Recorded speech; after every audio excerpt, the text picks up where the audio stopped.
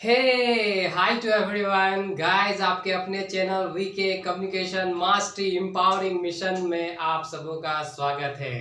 Guys, ये आपका अपना चैनल है और आपका आपका प्यार ही मेरी ताकत है और आपका प्यार ही मेरा काम है। आप जितना मुझे प्यार देंगे, मुझे उतनी ऊर्जा मिलेगी, मुझे उतनी ताकत मिलेगी और मैं उतने ही जोश के साथ आपके लिए काम करूंगा और आपके जीवन को आसान बनाना, आपको इंग्लिश सिखाना, यही मेरा उद्देश्य है दोस्तों। और कुछ दिनों से जिस तरह आपने मुझे प्यार दिया है, मुझे सपोर्ट किया है, मैं आप सबों का कृतज्ञ हूँ। और इसी तरह मैं कामना करता हूँ कि आप मुझे अपना प्यार देते रहें ताकि मुझे ऊर्जा और शक्ति और ताकत मिलती रहे, ताकि मैं आपके लिए और अच्छे अच्छे कार्य कर सकूँ। गाइज, जैसा कि मैंने अपने लास्ट क्लास में आपको सेंटेंस के बारे में बताया, सब्जेक्ट के बारे में बताया, कैसे मैंने आपको समझाया कि एक सेंटेंस होने के लिए सब्जेक्ट और वर्ब होने ही होने चाहिए। अगर एक सेंटेंस को अगर महाभारत युद्ध की तरह देखा जाए तो जो सब्जेक्ट है वो भगवान श्री कृष्ण हो गए और जो जो उसका वर्ब है वो अर्जुन हो गया। और महाभारत के युद्ध को जीतना है, अगर आपको स्पोकन को जीतना है, क्योंकि हम जो बोलचाल में यूज करते हैं बच्चों, वो एक्चुअली हम सेंटेंस यूज करते हैं। हो सकता है वो सेंटेंस का प्रकार अलग अलग हो, लेकिन वो कोई ना कोई तो स्टेटमेंट होता है, चाहे वो इंट्रोगेटिव स्टेटमेंट हो, नेगेटिव स्टेटमेंट हो, या कोई भी है ऑर्डर का स्टेटमेंट हो, कमांड हो, रिक्वेस्ट हो, ब्लेस हो, विश हो, कुछ भी हो। आप देखोगे कि कोई ना कोई स्टेटमेंट होता है, वो कोई ना कोई कथन होता है वो जिसे हम अपने बोलचाल में यूज करते हैं। और आपके स्टेटमेंट जितने डे बाय डे स्ट्रांग होंगे, उतना ही आपका स्पोकन भी अच्छा होगा। तो आपके स्टेटमेंट कब डे बाय डे अच्छे होंगे? When you have the knowledge of subject, when you have the knowledge of verb, and the other words just when you have the knowledge of the vocabulary of the different words। तो जब आपके पास ये सब चीजें होंगी बच्चों, तो आपका ऑटोमेटिक कॉन्फिडेंस बढ़ेगा, आप ऑटोमेटिक ज्यादा से ज्यादा वर्ड्स और सेंटेंस यूज करोगे और आपकी स्पोकन आसान हो जाएगी। तो आज से आपको अपने स्पोकन का, अगर आपको इंग्लिश बोलने नहीं आती, अगर आपको इंग्लिश लैंग्वेज नहीं आती, अगर आपको सीखना, इसे महाभारत के युद्ध की तरह लेना होगा आपको। और इसे आप महाभारत के युद्ध की तरह ले, और महाभारत का युद्ध जिस तरह जीतने के लिए भगवान श्री कृष्ण और अर्जुन की इंपॉर्टेंस होती है, उसी तरह सेंटेंस बनाने के लिए, उसी तरह स्पोकन में सेंटेंस को यूज करने के लिए हमें सब्जेक्ट और वर्ब का नॉलेज होना चाहिए। मैंने भगवान श्री कृष्ण के बारे में आपको कुछ कुछ बताया था पिछले क्लास में, और वो स्पोकन में एंट्री के लिए उतना भगवान श्री कृष्ण का नॉलेज इनफ है। ऐसे भगवान कृष्ण की जी की थ्योरी अगर डीप से अध्ययन करेंगे तो उसका कोई समापन नहीं है, लेकिन वो हम बाद में करेंगे। जैसा कि मैंने आपको बताया था कि सब्जेक्ट जो मोस्टली होता है वो नाउन या प्रोनाउन होता है, तो नाउन को जब हम डीपली पढ़ेंगे, नाउन और प्रोनाउन को, जिसमें नंबर भी आते हैं, आपका जेंडर आता है, आपका पर्सन आता है, केसेस आते हैं, जैसे कि पॉसेसिव केस हो गया या नाउन केस हो गया, तो वो सारी चीज़ें जब डिटेल से हम पढ़ेंगे तो सब्जेक्ट का एक डीप नॉलेज आपको मिलेगा। नाउन प्रोनाउन के साथ साथ जेंडर, पर्सन, ये सब सारी चीज़ें आपको पढ़नी पड़ेंगी, वो बाद की बात है। पहले आप सब्जेक्ट को समझिए। और अगर आपने मेरे पिछले वीडियो को नहीं देखा है तो मैं आपको रिक्वेस्ट करूंगा, रिकमेंड करूंगा कि आप जाओ मेरे चैनल में जाओ, वहाँ सब्जेक्ट और सेंटेंस का मैंने जो वीडियो बनाया है उससे पहले देखो, तब ये वर्ब का वीडियो आपको समझ में आएगा। क्योंकि अर्जुन को जानने से पहले भगवान कृष्ण को जानना पड़ेगा, और भगवान कृष्ण हमारे सेंटेंस के सब्जेक्ट हो गए। और युद्ध जीतने के लिए वर्क किसको करना पड़ेगा, एक्शन किसको करना पड़ेगा, काम किसको करना पड़ेगा? अर्जुन को करना पड़ेगा। भगवान श्री कृष्ण तो बताएंगे केवल, तो जिसके बारे में बात की जाए उसे हम सब्जेक्ट कहते हैं ना। आप समझ रहे हो? अब जो बताया जा रहा है वो करेगा कौन? वो करेगा अर्जुन। युद्ध को जीतने के लिए, अगर आपको स्पोकन को जीतना है तो भगवान श्री कृष्ण और अर्जुन को जीतना होगा। कृष्ण की चर्चा हम कर चुके हैं, अब अर्जुन की चर्चा बाकी है। तो आज की क्लास में हम अर्जुन की चर्चा करेंगे। और हमारे सेंटेंस का अर्जुन कौन है? हमारा वर्ब है, जिसे एक्शन वर्ड कहते हैं, जिसे स्टेट्स ऑफ बीइंग कहते हैं, जो स्थिति को बताता है, जो किसी कार्य में हो रहे वर्क को बताता है, काम को बताता है। तो आइए बच्चों, आज के क्लास को स्टार्ट किया जाए। और बच्चों, अगर आपने मेरे पिछले क्लास को नहीं देखा है तो प्लीज गाइज आप जाएं मेरे चैनल में, और मेरे पिछले क्लास जो भी सेंटेंस या सब्जेक्ट का मैंने दो वीडियो डाला है, एक सेंटेंस का डाला, तो उसे वॉच करें ताकि आपको और अच्छे से समझ में आए। और सब्सक्राइब करना ना भूलें बच्चों, क्योंकि आपका प्यार ही मेरी ताकत है। आप जितना प्यार दोगे मुझे उतनी ताकत मिलेगी, और मैं उतने ही दिल से आपको पढ़ाऊंगा, क्योंकि आपका प्यार मेरी ऊर्जा है, मेरी ताकत है, मेरी शक्ति है। और मुझे ऊर्जा मिलती है ताकि मैं आपके जीवन को बदल सकूं, चेंज कर सकूं। तो आइए बच्चों क्लास की बात की जाए। आज बच्चों हम लोग क्या करने वाले हैं, वर्ब करने वाले हैं। बच्चों ये वर्ब होता क्या है, तो हमने बताया था बच्चों कि एक सेंटेंस जो है वो बहुत सारे पार्ट से बनता है, जिसका पहला पार्ट सब्जेक्ट होता है, दूसरा पार्ट वर्ब होता है और जो तीसरा पार्ट होता है वो अदर वर्ड्स होते हैं। उस अदर वर्ड्स में बहुत सारे कैटेगरीज होते हैं बच्चों, जैसे कि वो अदर वर्ड ऑब्जेक्ट भी हो सकता है, वो अदर वर्ड कंप्लीमेंट भी हो सकता है, वो अदर वर्ड कुछ भी हो सकता है। लेकिन एक सेंटेंस तब तक नहीं बनता है जब तक उसके पास सब्जेक्ट और वर्ब ना हो। सब्जेक्ट की चर्चा हमने पिछले क्लास में की थी कि सब्जेक्ट कितने तरह से आ सकते हैं, सब्जेक्ट क्या क्या हो सकते हैं। आज हम लोग चर्चा करेंगे बच्चों कि वर्ब क्या होता है और वर्ब कितने तरह से आ सकते हैं। तो हो सकता है कि आज के क्लास में ये वर्ब खत्म ना हो सके, तो हम नेक्स्ट क्लास और एक वर्ब का लेंगे जिसमें मैं डिटेल से चर्चा करूंगा। आज आपको मैं समझाऊंगा कि वर्ब की डेफिनेशन क्या होती है और सेंटेंस में किस तरह के वर्ब के बारे में हमें पढ़ना है। सेंटेंस में ऐसे वर्ब भी बहुत डिस्क्रिप्ट चैप्टर है, क्योंकि सारा काम तो वर्ब को ही करना पड़ता है।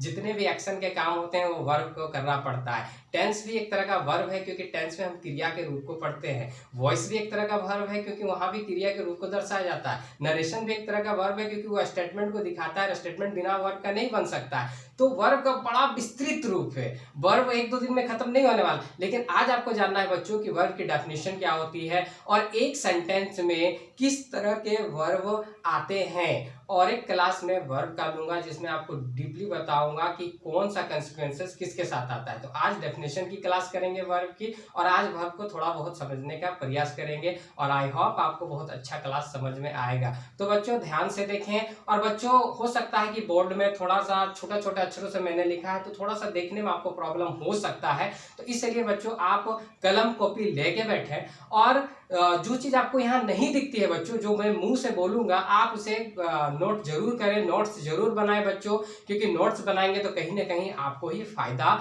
मिलने वाला है, और नोट्स बनाएंगे तो आपको सीखने में आसानी होगी। तो बच्चों चलिए क्लास को स्टार्ट किया जाए। व्हाट इज आवर टॉपिक बच्चों? Today's our topic is verb. आज का हमारा टॉपिक क्या है बच्चों? वर्ब है। So what is verb actually?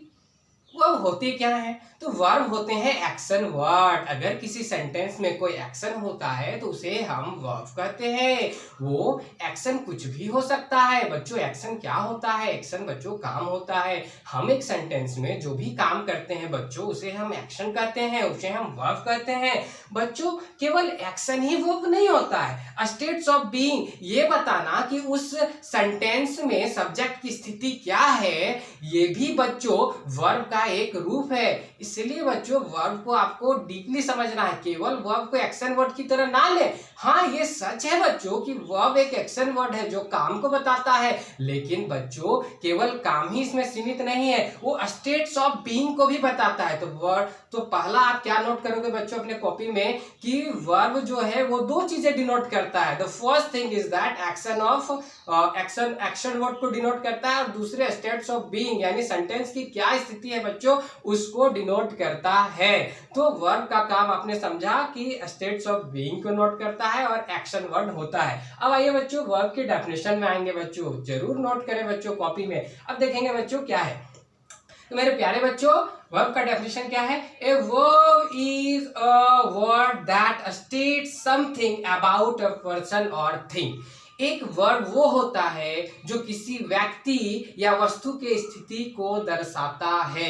एक वर्ब क्या होता है बच्चों? एक वर्ब वो होता है जो एक वस्तु या व्यक्ति की स्थिति को दर्शाता है। मेरे डेफिनेशन को गौर से सुनेंगे।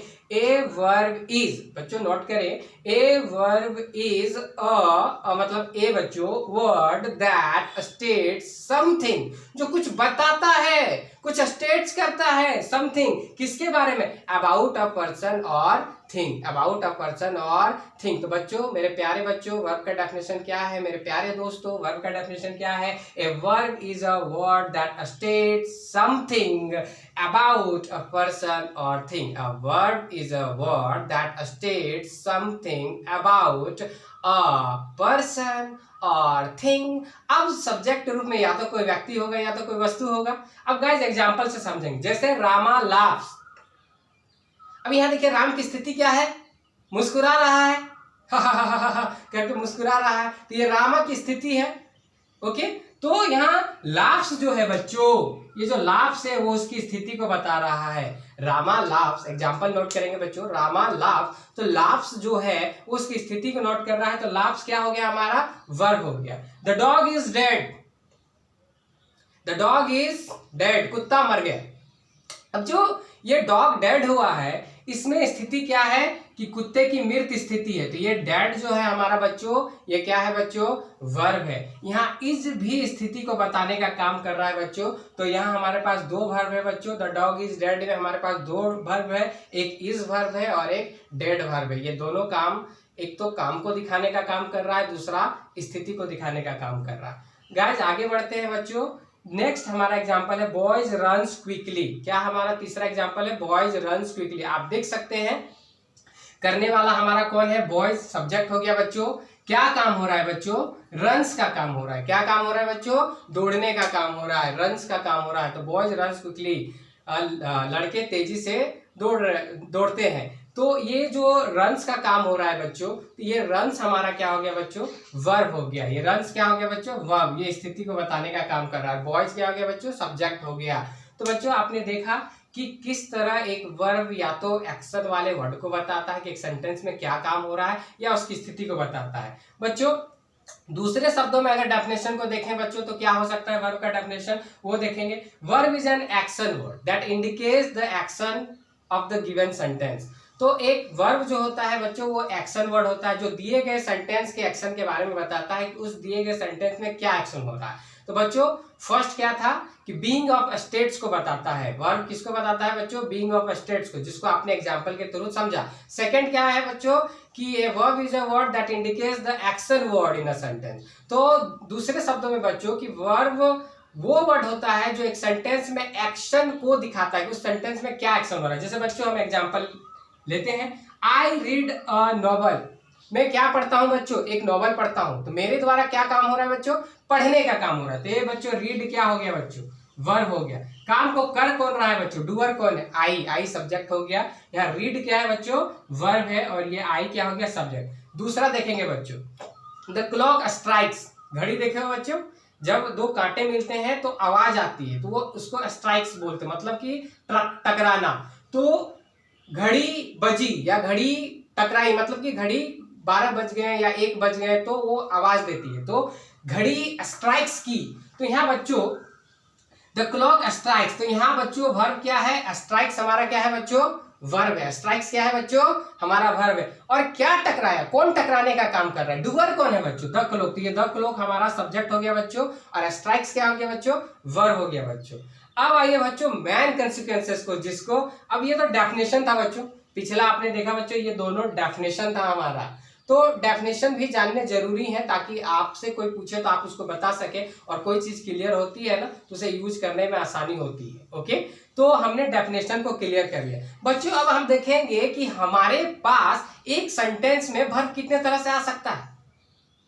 मेन हमारा आज का मोटो का क्लास एक सेंटेंस में, क्योंकि हम तो उसको यूज करेंगे ना जो आएगा, क्या यूज करना, तो कितने तरह से एक सेंटेंस में हमारे पास वर्ब आ सकता है। तो बच्चों जो वर्ब होता है, जो कि एक एक्शन वर्ड होता है या स्टेट्स ऑफ बीइंग होता है बच्चों, वो हमारे पास दो तरीके से आ सकता है। मेनली कितने तरीके से आ सकता है बच्चों, दो तरीके से आ सकता है। ऐसे आने के तरीके बहुत हैं, लेकिन मेनली जो मेन तरीका है जिसे हम सेंटेंस में यूज करते हैं, जिसे हम अपने बोल चाल में यूज करते हैं, वो दो तरीके से हमारे सामने वर्ब आकर खड़ा होता है। यानी अर्जुन का इस्तेमाल, ये अर्जुन के अगर ये 2 बार को हम सीख गए तो हमने समझिए कि मोस्ट ऑफ द सेंटेंसेस में विजय प्राप्त कर लिया।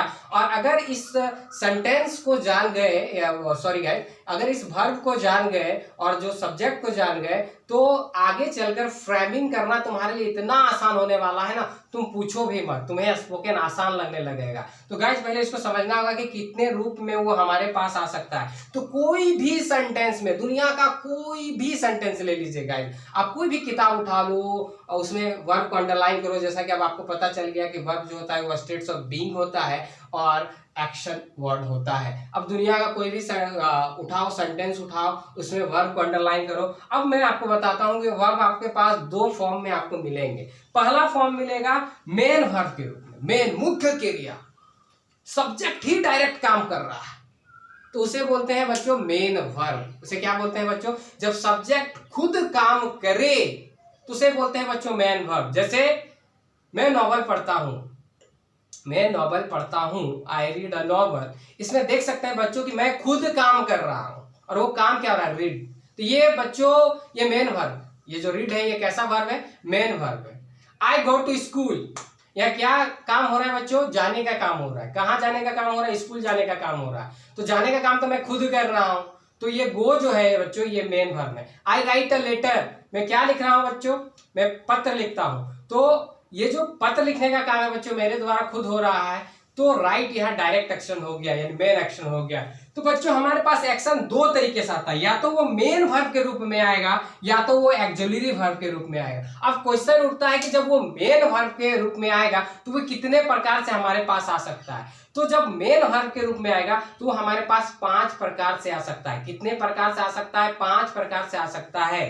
तो मेन वर्ब के टाइप्स कितने हो गए? 5 हो गए। वर्ब 1, वर्ब 2, वर्ब 3, वर्ब 4 और वर्ब 5। यानी कोई भी मेन वर्ब हमारे पास 5 तरीकों से पहुंचता है, जिसे हम टेंस में पढ़ते हैं। टेंस में हम क्या पढ़ते हैं? एक्शन ऑफ वर्ब भी तो पढ़ते हैं, फॉर्म ऑफ वर्ब भी तो पढ़ते हैं, जिसमें हम देखते हैं कि एक वर्ब दूसरे फॉर्म में, फिर तीसरे फॉर्म में, फिर चौथे फॉर्म में, फिर 5वें फॉर्म में किस तरह रोटेट करता है और किस तरह सेंटेंस की जब स्थिति चेंज होती है, स्टेट्स ऑफ बीइंग चेंज होता है, तो हम वर्ब के रूप को भी चेंज करते हैं।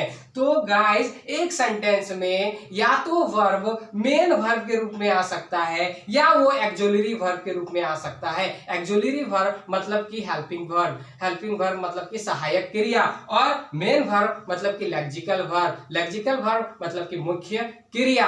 तो मुख्य क्रिया के रूप में जब हमारे पास वर्ब आएगा, एक लेक्सिकल फॉर्म के रूप में जब हमारे पास वर्ब आएगा, जब वो मेन एक्शन के रूप में हमारे पास वर्ब आएगा, तो बच्चों वो 5 तरीके से आएगा, वो 5 फॉर्म में आएगा। वो कौन कौन से फॉर्म होंगे बच्चों? वो होगा V1, वो होगा V2, वो होगा V3, वो होगा V4, वो होगा V5। V1 कहने का मतलब बच्चों वर्ब 1, V2 कहने का मतलब बच्चों second form of verb, V3 कहने का मतलब बच्चों third form of verb, V4 कहने का बच्चों fourth form of verb, V5 कहने का बच्चों फिफ्थ फॉर्म ऑफ वर्ब। जब वो V1 फॉर्म में आएगा बच्चों तो उसे हम बोलते हैं प्रेजेंट टेंस।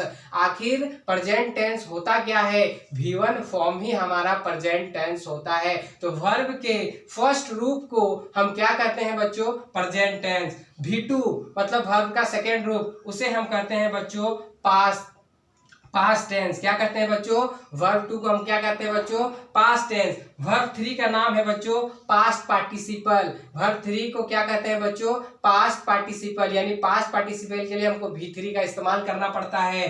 प्रेजेंट पार्टिसिपल को V4 कहते हैं बच्चों। प्रेजेंट पार्टिसिपल को क्या कहते हैं बच्चों? V4। वर्ब के चौथे फॉर्म को हम लोग कहते हैं प्रेजेंट पार्टिसिपल, और V5 को कहते हैं प्रेजेंट टेंस। V5 को क्या कहते हैं बच्चों?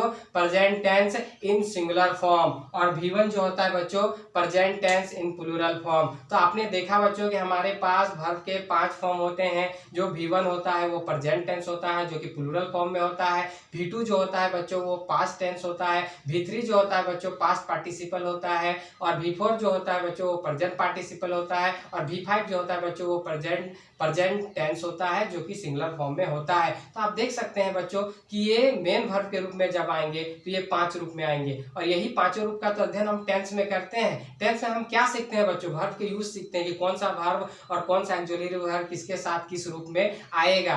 तो आई होप गाइस कि आप यहाँ समझ गए होंगे कि मेन वर्ब क्या होते हैं और वो किस तरह से सेंटेंस में आते हैं। अब आइए गाइस, हमारा जो और एक सबसे मुख्य भाग है जिसको बोलते हैं सहायक क्रिया। युद्ध जीतने के लिए अर्जुन क्या अकेले युद्ध जीत जाते हैं क्या? उनके साथ सेना थी, उनके साथ सहायक क्रियाएं थी, जिसके कारण वो युद्ध को जीत सके। तो आपके पास भी ऑक्सिलरी वर्ब होने चाहिए, तभी आप सेंटेंस फ्रेमिंग के युद्ध को जीत पाएंगे। और अगर आपको ऑक्सिलरी वर्ब का नॉलेज नहीं है तो आप युद्ध नहीं जीत सकते गाइस। तो ऑक्सिलरी वर्ब का नॉलेज होना जरूरी है। If you want to be a good speaker, if you want to be a good learner in English, if you want to improve your English, then you must have the knowledge of the main verb verb and as well as the auxiliary verb, guys. So my dear students, let's start about the auxiliary verb also, about the helping verb also, about the सहायक क्रिया also. So देखिए guys, हमारे पास जो auxiliary verb है बच्चों वो 3 तरह से आता है. मेन verb बच्चों 5 तरह से आता है. auxiliary verb बच्चों कितने तरह से आता है? 3 तरह से आता है. हम 3 ways में इन auxiliary verb का इस्तेमाल करते हैं बच्चों. अब ये जो auxiliary verb है बच्चों ये 2 कैटेगरी में बटे हैं. कितने कैटेगरी में बटे हैं बच्चों? 2 कैटेगरी में. एक को बोलते हैं बच्चों प्राइमरी एक्सुलरी, एक को क्या बोलते हैं बच्चों? Primary auxiliary. तो ये एक्सुलरी वर्ब जो है जिसको हेल्पिंग वर्ब भी बोला जाता है बच्चों, ये 2 कैटेगरी में बटे हुए हैं. एक है प्राइमरी एक्सुलरी, दूसरा है बच्चों मॉडल एक्सुलरी. अब ये जो प्राइमरी एक्सुलरी है बच्चों ये 3 कैटेगरी में बटा हुआ है. अगर बच्चों आपको बोर्ड में दिख रहा होगा तो आप देख सकते हैं कि मैंने प्राइमरी एक्सुलरी को 3 कैटेगरी में बांटा है. बच्चों एक्सुलरी वर्ब को समझना बहुत जरूरी है. बिना एक्सुलरी वर्ब का सेंटेंस फ्रेमिंग नहीं कर सकते हैं. बिना एक्सुलरी वर्ब का आपकी सेंटेंस की इंप्रूवमेंट नहीं हो सकती है. बिना एक्सुलरी वर्ब का आप इंग्लिश नहीं सीख सकते हो. बिना अर्जुन के ज्ञान का महाभारत नहीं जीत सकते हो बच्चों.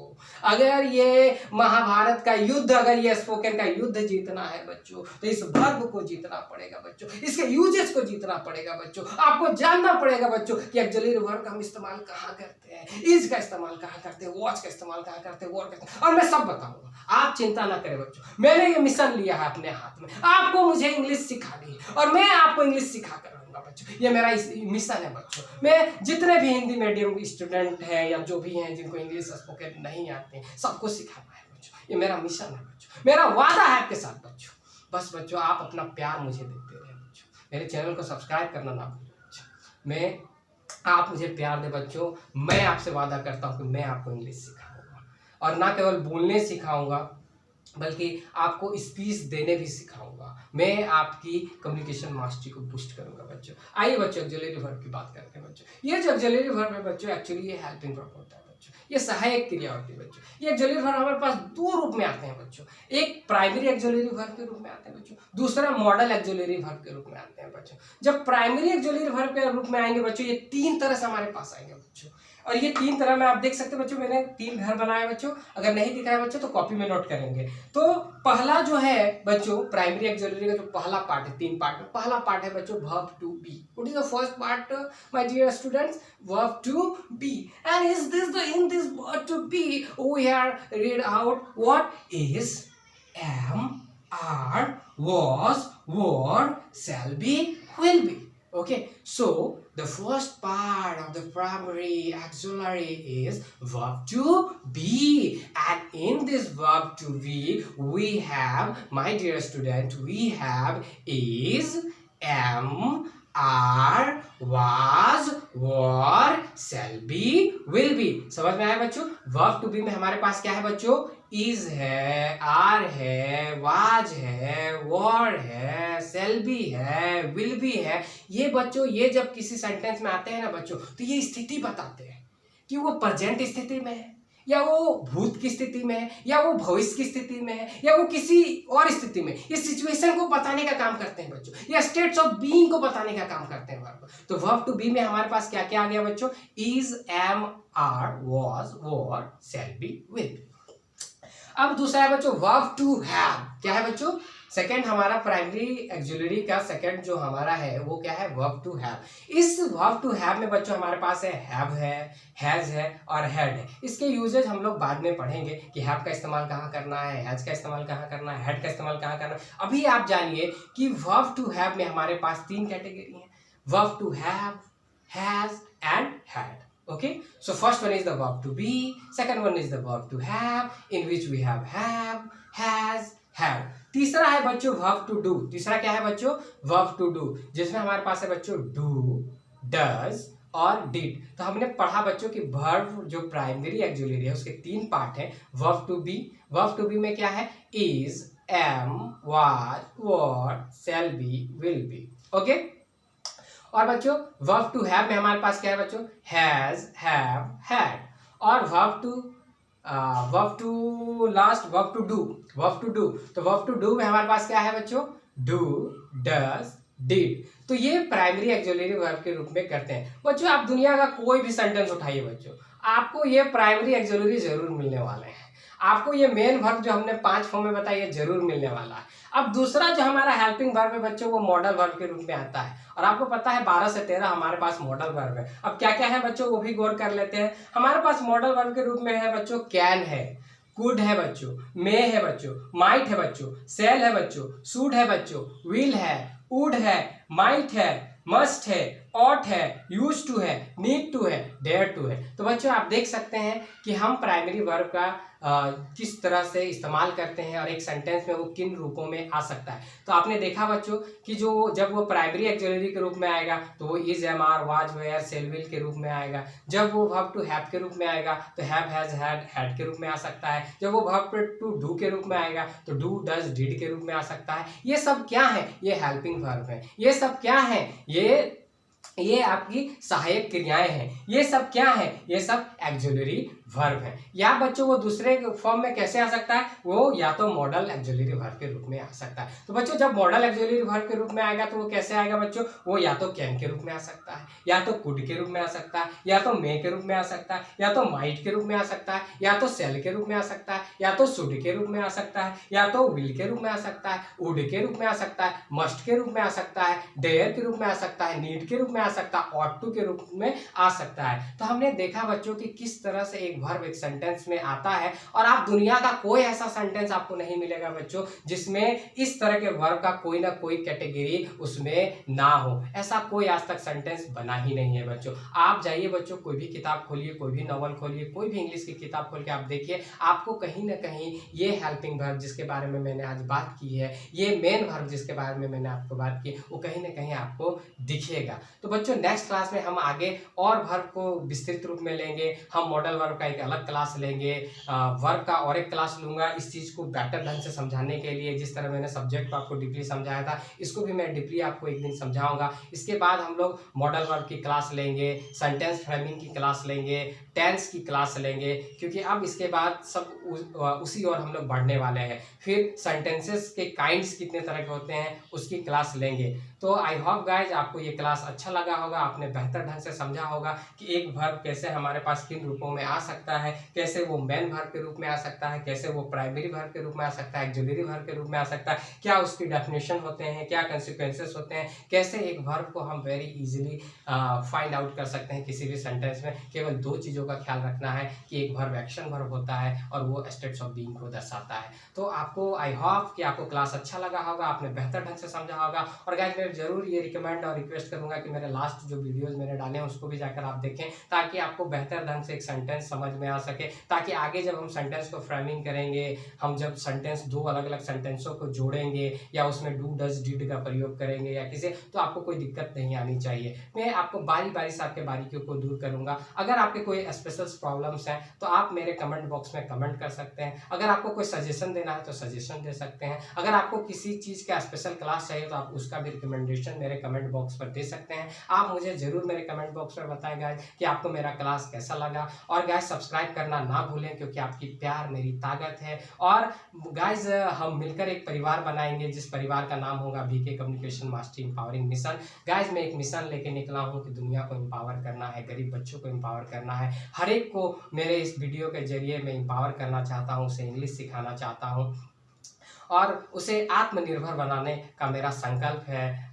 मेरे प्यारे दोस्तों, तो आइए दोस्तों हम अपने परिवार को मजबूत करें, ज़्यादा से ज़्यादा लोगों को अपने परिवार में जोड़ें। और ये तभी हो सकता है जब ज़्यादा से ज़्यादा लोग मेरे चैनल को सब्सक्राइब करेंगे और ज़्यादा से ज़्यादा आप लोग जुड़ेंगे और मुझे शेयर, सब्सक्राइब और लाइक करेंगे। तो गाइस अगर वीडियो अच्छा लगा तो शेयर, सब्सक्राइब और लाइक जरूर करें और अपने दोस्तों तक भी मेरे वीडियो को पहुँचाएँ और सब्सक्राइब जरूर करें गाइस। तो आप सबों का दिन शुभ हो। Good luck, take care, have a good day guys. So bye, and we see in our we just to meet in our next class with some new topics guys. So tab tak ke liye good day, take care, bye bye, and don't forget to subscribe my channel guys. Namaskar.